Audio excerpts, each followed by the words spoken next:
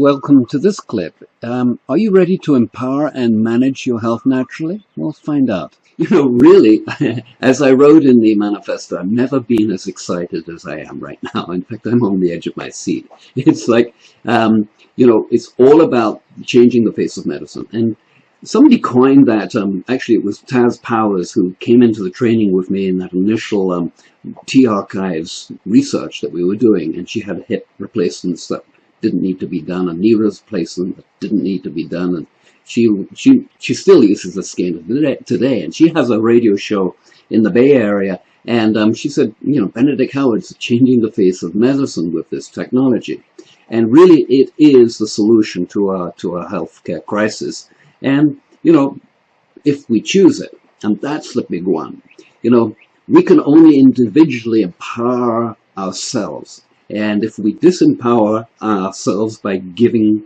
to the medical system, to the corporate world, then you're disempowered. You're not connected to self. And so it's all about that self-empowerment.